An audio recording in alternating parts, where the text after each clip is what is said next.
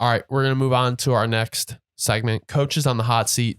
These are coaches that, barring a bad to horrific season, could lose their job. First off, I have Brandon Staley, the Los Angeles Chargers head coach. I think if they lose, he's gone. Because I believe this is the last year that I think after this year, Herbert would be eligible for an extension, right? Yeah. Would it be his third year? So, wait, no, that's not right. No, no, that is right. That is right. Because Fields was after him. No, yeah. So this would be his fourth year then. Mm-hmm. Crazy, bro. Time flies. Bro, hold on. Let me make sure that I'm not wrong. Because this will be the fourth one. Yeah. So I think the main thing with this is like, 2021, 2022, and 2020. Okay, yeah. So this is fourth year. So I don't like Staley. I don't think he is everything that everyone chalks him up to be. And like my thing is like repeatedly the Chargers underperform. So it's just like every year I hear, we got the core.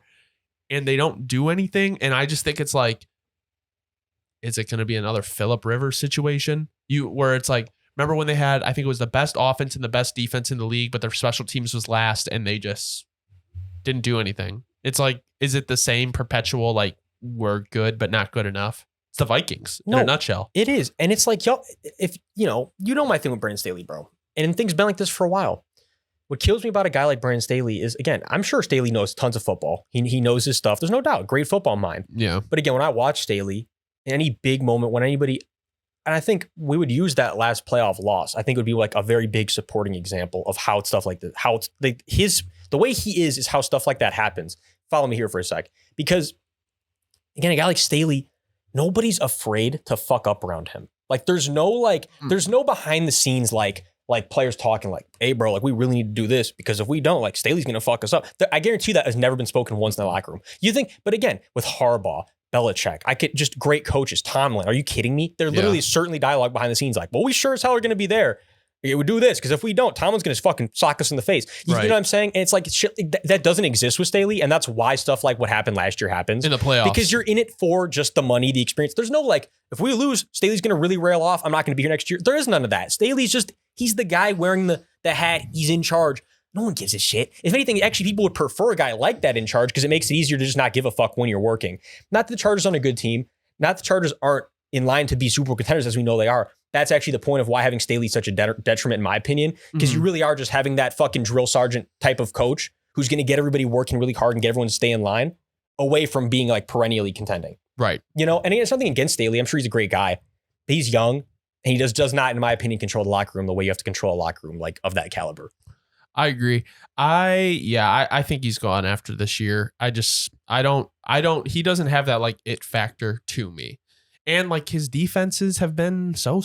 And they have the guys. Again, he left the Rams and they won the Super Bowl the next year, Yeah, I don't know. All right. This is going to be kind of a shock for some people because I feel like Dallas is very split on him. I think Mike McCarthy having a bad year, like let's say like the Cowboys don't make it out of the first round. He's got to be gone, right? Like he's got to be gone, especially with like Gilmore and Cooks being added. He has to be gone. Well, it's like if you're Jerry Jones, you have to be saying like he's gone. Because I'll give you a scenario I was just thinking of.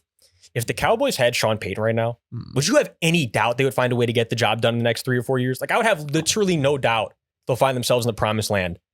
And I'm just using one example. Their offense like would have been Sean Payton. So it's like, that's the thing, is when you look at it from that perspective, like I could have cut this check to one of these other motherfuckers. I cut it to you. You're not getting the shit done for me. It's simple. You have to go. Because again, it's just the factor of like what I could have done instead. Yeah. At that point, it's just disrespectful to myself to hold you in here. Because again, that other guy could be there again. And if I miss the opportunity 2 times, it's kind of like fuck me kind of situation. It's like, well, I'll be damned if I'm going to do that twice.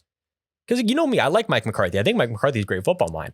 But recently, he hasn't been getting the job done because the job done for the Cowboys is to at least make the NFC Championship. At least. It has to be. I mean, like, it has to be. It has to be. They're way too talented. Again, they're way too talented for minimal results. Minimal results is just making the playoffs. All right.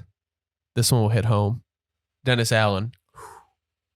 There's no doubt. Dennis Allen's on the hot seat. I personally did not think he was going to last year. No, I didn't either. But I think that's just more the ownership group of the Saints. Like that's more like the people that are really in charge of things. I think they're very it's more of like a family approach where it's we'll give you were here for a really long time. Like I'll give you one more year.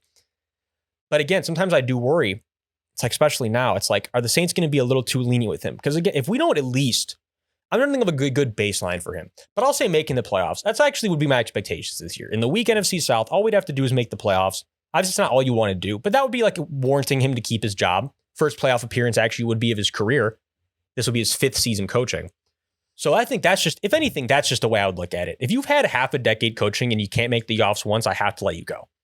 Right? I mean, I think that's just logical. Yeah.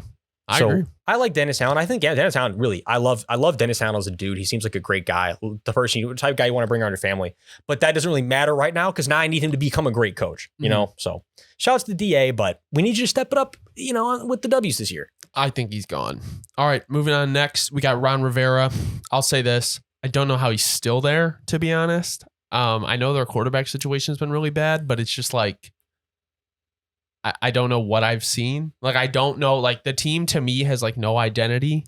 Literally none. It's like when I was watching Nagy with the Bears, like you couldn't tell what they were supposed to be. That's like, literally exactly them. I never even thought of it that way, but like, yes, the Bears with Nagy had no identity. It's the same thing. Like it's like you look at it like a competitive team and you know what they're about.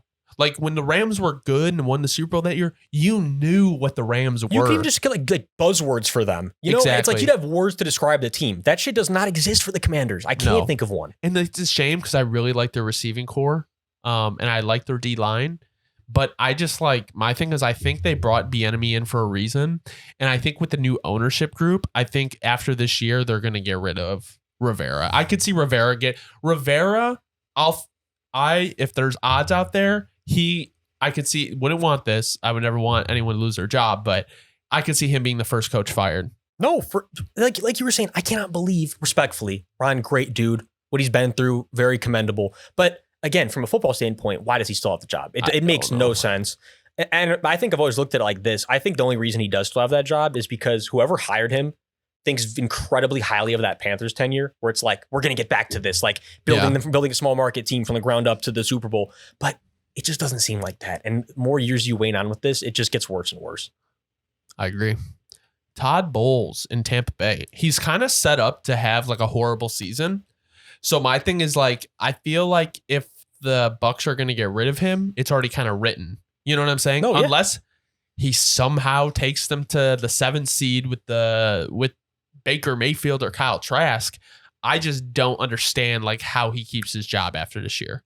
Aging roster, expensive roster. And I think, again, I keep saying this, but it's true. From a personal standpoint, I think Todd Bowles is a great guy. Like you listen to Todd Bowles, you look at Todd Bowles, you're like, Todd Bowles is a great guy. Same thing. You want to have him around your family, good dude. But I don't think he can, from when I hear him, what I see, I don't think he necessarily has that X factor to control a locker room of alphas. Just the way he talks, the way that he goes about things on the sideline. You just never see them. You never see the getting upset.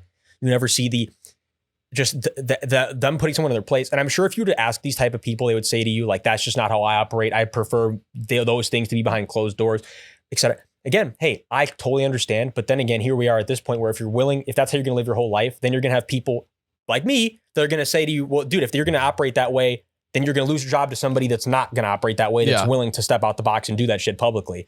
Reality of the situation, right? I mean, the Bucs have $400,000 in cap space right now, as of June 2nd from CBS. And they did just get Kalijah Kancey's contract done, so I do believe that might have just gone like slightly negative. I think they may have accounted for it because like first round picks can only, there's like a scale. That is true. So, but yeah, no, it's I'd be surprised if he was there. Hey, he did get a ring with the with the Arians crew though. So even if he leaves, worst come to worst, Todd Bowles, you're Super Bowl champion. So. I mean, he'll get a job as a DC somewhere else. It's just I don't know if he's cut out to be a head coach. Him and Staley are literally like that exact same thing. Great football mind. They know tons of stuff. If you got him in a room, they sure as shit would know almost anything. A lot of 99.9% of people wouldn't. But I'd rather have Todd as my head coach over Staley though, easily. Yeah, no, because someone has a ring. Yeah. All right, this is gonna throw some for a loop. Robert Saleh. This is our last one. We knew Jets fans are going to be up. Like right when you heard that, you got hot. I get it. But again, we're just keeping shit realistic here. And in terms of keeping things realistic, if the Jets don't have a good year, who else is going to get blamed? It doesn't make any, it has to be Salah. It literally doesn't, nothing else would make any sense. Oh, what, we're going to trade away one of our young superstars? No. Oh, what, we're going to get rid of A-Rod? No. Do you tell me? I mean, it's just being realistic. If things don't work out, the only logical situation is that Salah finds his way out the door. Oh my God, Mike McCarthy comes back. Jets fans are puking. Yeah, that would be disgusting. Yeah, I don't know. I like Salah a lot, and I know he's been pinned with the likes of Zach Wilson, but also I don't necessarily know if Robert Saleh was like the right coach for Zach Wilson.